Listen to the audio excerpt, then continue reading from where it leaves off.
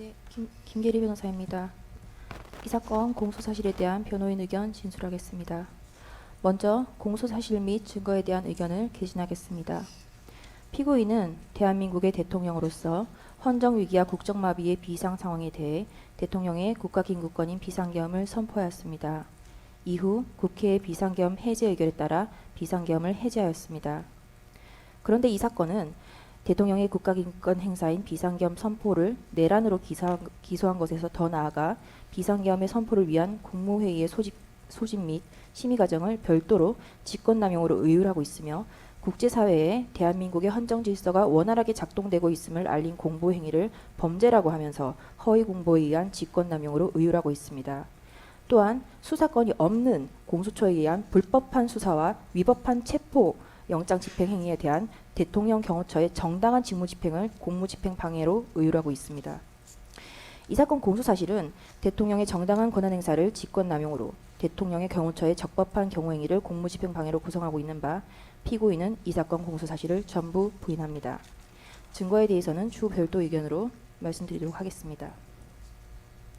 이 사건 일부 공소사실 국무위원 심의권을 침해하여 직권남용 권리행사 방해죄가 성립한다는 부분은 계엄의 과정에서 발생한 행위로 이미 내란 우두머리 사건에서 기소되어 있는 부분이므로 이중기소에 해당합니다. 대법원은 내란의 실행 과정에서 어떤 행위에 수반하여 발생한 행위는 내란 행위의 구성 요소를 이루는 것으로 흡수되어 별죄를 구성하지 아니한다라고 판시하였습니다. 이 사건 국무회의 심의권 침해 관련 공소사실은 계엄을 선포하고 해제하는 과정에 있어서 필수 불가결한 국무회의에 관한 부분이므로 별죄를 구성하지 않음이 명백한 것입니다. 물론 피고인에 대한 내란 혐의에 대하여 무죄가 선고될 경우에 그 이후에 개별 실행 행위에 대해서 직권남용 혐의 등이 별도로 검토될 수는 있을 것이나 이는 내란 혐의에 대한 재판에서 예비적 공소사실로 주장되어야 할 것이지 별도로 기소되는 것은 안 될 것이라 할 것입니다. 대법원은 이러한 이중기소의 경우 공소기각 판결을 하도록 규정한 형사소송법 제327조 제3호의 취지는 동일한 사건에 대하여 피고인으로 하여금 이중위험을 받지 아니하게 하고 법원이 두 개의 실체 판결을 하지 않도록 하게 하는 것이라고 하였습니다. 이 사건은 동일한 사건에 대하여 피고인으로 하여금 이중위험을 받도록 하고 있으므로 공소기각 판결을 하여야 할 것입니다. 이 사건 개별 공소사실에 대한 의견을 개진하겠습니다. 먼저 국무위원 심의권 침해 관련 직권남용 권리행사 방해 공소사실에 대하여 말씀드리겠습니다. 직권남용 권리행사 방해죄의 성립 요건에 관하여 대법원은 해당 공무원의 일반적 직무 권한에 속하는 사항에 관하여 직권을 행사하는 모습으로 실질적 구체적으로 위법 부당한 행위가 있어야 하고 이로 인하여 상대방으로 하여금 의무 없는 일을 하게 하거나 권리 행사가 방해되는 결과가 발생하여야 한다라고 판시하고 있습니다. 즉 범죄가 성립하기 위하여는 위법 부당한 행위가 있어야 하고 구체화된 권리의 현실적 방해가 일어나야 하는 것입니다. 특검은 헌법에 존재하지도 아니하는 국무위원의 심의권이라는 개념이 존재한다고 주장하면서 국무회의의 심의는 의결을 포함하는 절차라고 하고 있습니다. 심지어 국무위원에게 국무회의에 출석하여 심의에 참여하고 기명으로 반대 의견을 표명하여 이를 국무회의록에 남기고 의결에서 반대표를 행사하는 등의 방법으로 헌법을 수호하여야 할 권한과 책무가 있다라고 주장하고 있습니다. 우리 헌법상 국무회의의 법적 성격에 대하여 살펴보겠습니다. 국무회의는 우리 현행 헌법 조문상 명백히 대통령을 보좌하는 심의기관입니다. 우리 헌법 제88조 제1항은 국무회의를 심의기구로 규정하고 있습니다. 당연히 의결에 대한 규정은 헌법에 없습니다. 대통령은 국무회의 심의에 기속되지 않으며 사전적 통제 절차로서만 의미를 가지는 것입니다. 헌정사적 의미를 살펴보겠습니다. 1948년 제1공화국 건국헌법은 대통령제와 의원내각제를 요소를 혼합한 정부 형태를 취하였습니다. 그리고 제2공화국 헌법은 의원내각제 정부 형태를 취하였으므로 국무회의에 해당하는 국무원은 당연히 의결기관이었습니다. 그러나 대통령제를 채택하고 있는 현행 헌법상 국무회의의 법적 성격은 의결기관이 아니라 심의기관인 점은 명백한 것입니다. 정부조직법 제12조는 국무회의에 대해 규정하고 있으나 운영에 필요한 사항은 대통령령으로 정하도록 위임하고 있습니다. 대통령령인 국무회의 규정 제6조에서 효력이 아닌 의사 종족수와 의결 종족수를 정하고 있을 뿐입니다. 즉 헌법기관으로서 국무회의가 규정되어 있음에도 불구하고 헌법과 법률은 국무회의의 심의의 효력에 대해서 전혀 언급하고 있지 않습니다. 헌법이 아닌 법률이 아닌 대통령령으로 국무회의 규정에서 종족수를 규정하고 있을 뿐입니다. 이와 같은 점을 고려해 본다면 국무위원들에게 심의권이라는 구체화된 권리는 인정되기 어려운 것이라고 할 것입니다.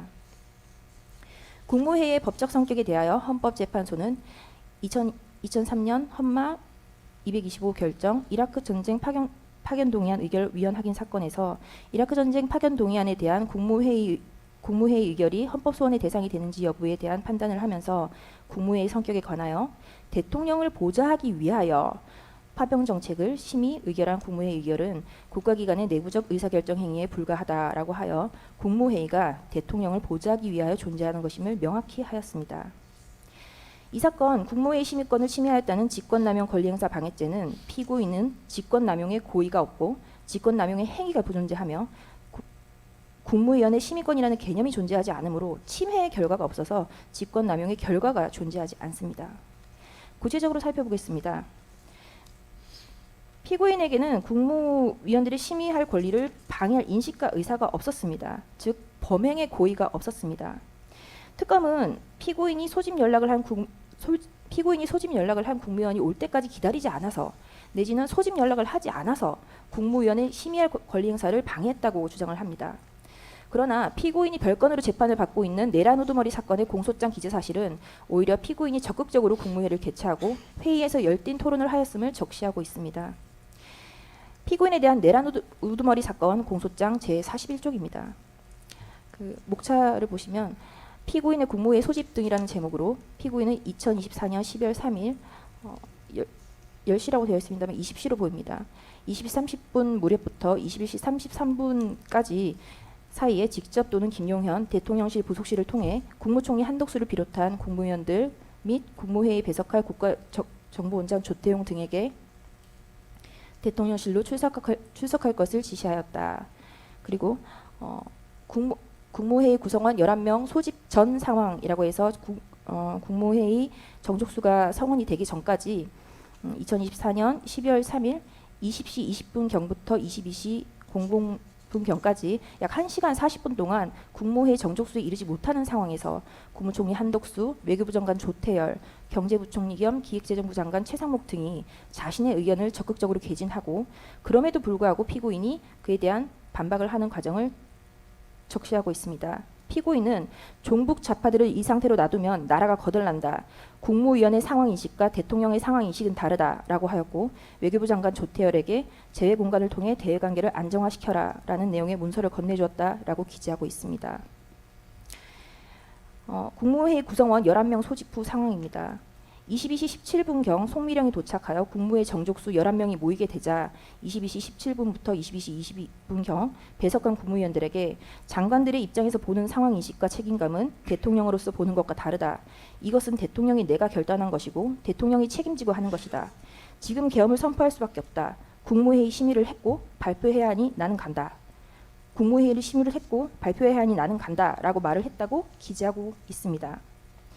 검찰이 하자 있는 국무회의라고 주장하는 이 공소장 기재에 의한다 하더라도 피고인은 20시 20분경부터 국무회의 정족수 11명이 소집될 때까지 계엄 선포를 미루고 국무위원들과 계엄 선포에 대해서 열띤 심의를 하였고 22시 17분경부터 11명의 정족수가 충족되자 22시 22분경까지 심의한 후에 22시 23분경 계엄을 선포했음이 확인됩니다.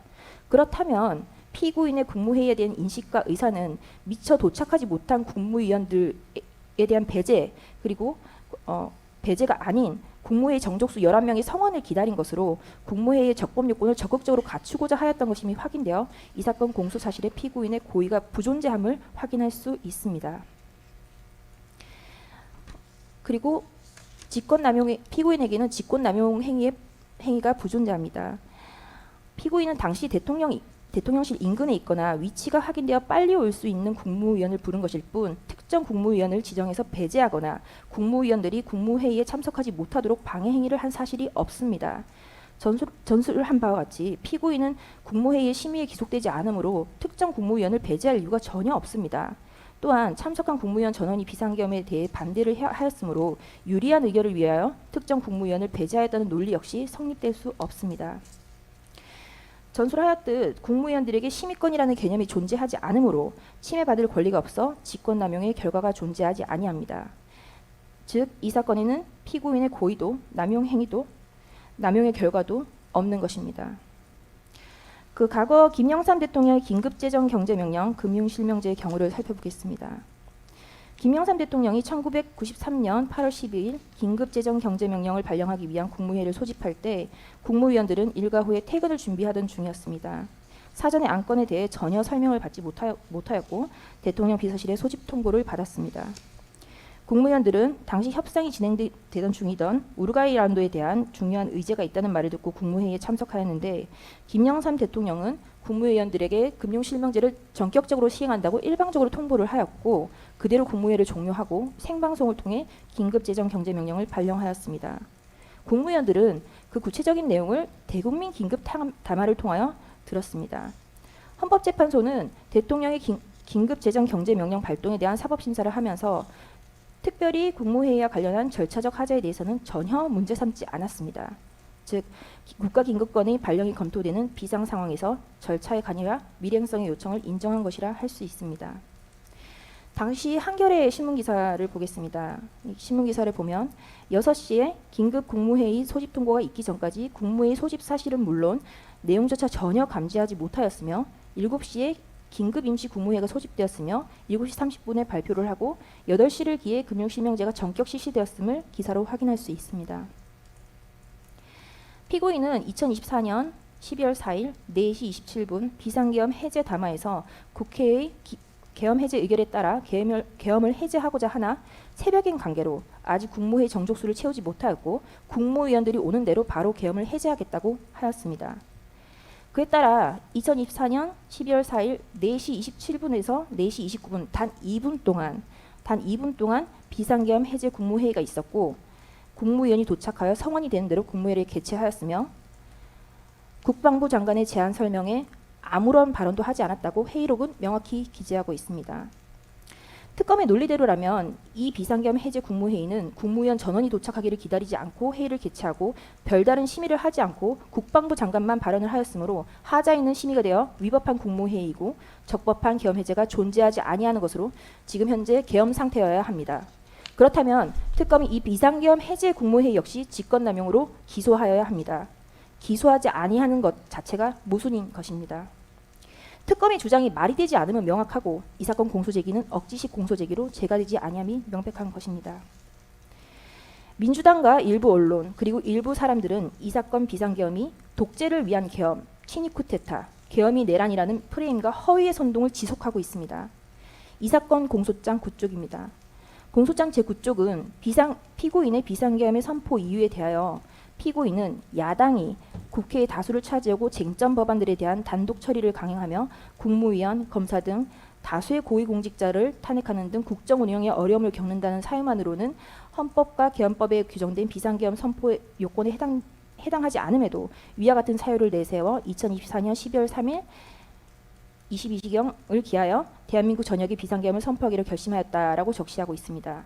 민주당이 임명한 특검 기재의 공소장에 의한다 하더라도 피고인의 비상계엄은 민주당의 일당 독재의 폭주의 원인이 있었던 것임을 명확히 적시하고 있습니다. 피고인이 장기 독재를 꿈꾼다거나 하는 허황된 사실을 적시하지 못하고 있습니다. 비상계엄의 선포 요건은 오로지 당시 대통령이었던 피고인이 판단할 사항이며 특검이 판단할 문제가 아님을, 내란이 아님을, 사법심사의 대상이 아님을 다시 한번 지적해두고자 합니다.